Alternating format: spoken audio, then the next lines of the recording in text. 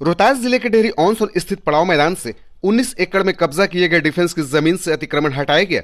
इस दौरान लगातार 4 दिनों तक अभियान चलाकर झुग्गी झोपड़ी से लेकर 100 से ज्यादा पक्के मकानों पर बुलडोजर चलाया गया। लेकिन अब तक हुई इस बड़ी कार्रवाई के बाद लोगों ने प्रशासन पर सवाल खड़े करने शुरू कर दिए हैं।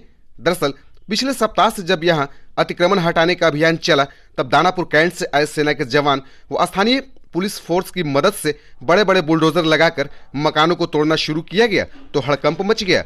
डिफेंस के अधिकारियों सहित स्थानीय प्रशासन की मौजूदगी में अभियान के दौरान झुग्गी झोपड़ी के साथ कई इमारतों को तोड़ा भी गया, लेकिन कुछ रसूखदार लोगों के बिल्डिंग को यथावत छोड़ दिया गया।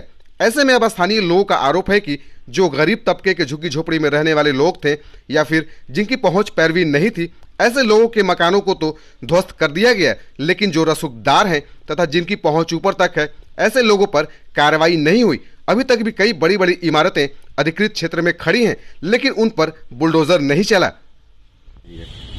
इस पर मुझे कहना यह है कि जिस तरह से झुग्गी झोपड़ी या सामान्य लोगों के जो मकान हटाए गए, उसी दायरे में वो बड़ी बिल्डिंग को भी हटना चाहिए।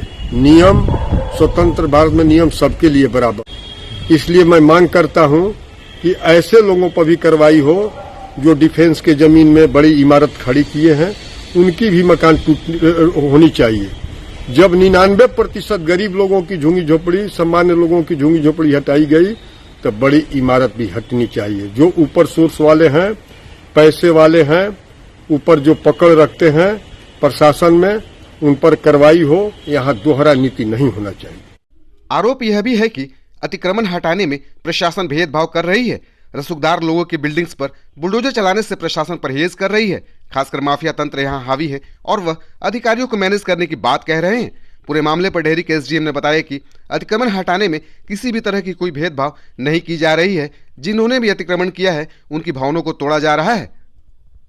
हम लोगों ने किसी गरीब और अमीर की झोपड़ी नहीं उजाड़ी है। जो अतिक्रमित माफिया थे और अतिक्रमण किए थे, उनका मकान तोड़ा गया है। उसमें कई, हमको लगता है 100 के आसपास पक्के मकान थे, अच्छे मकान थे, उनका तोड़ा गया। जो सेना के हमारे अधिकारी आए हुए हैं, उनको भी जानकारी है, हम लोग को भी है कि डिस्ट्रिक्ट जज साहब के कोर्ट से उस पर रोक लगाया गया है। इस संबंध में कल हम लोग का एक मीटिंग था डिस्ट्रिक्ट मजिस्ट्रेट और एसपी साहब के, उनके समक्ष मामला रखा गया है। हम लोग सरकारी अधिवक्ता को इसके लिए मंतव्य के लिए ले रहे हैं और कोर्ट में भी अपना पक्ष जल्द से जल्द सेना के लोग और हम लोग भी यहाँ से रखेंगे और वहाँ से जो ही उस पर हम लोग प्रयास कर रहे हैं कि रोक हटाकर और उसको भी डिमोलिश किया जाएगा।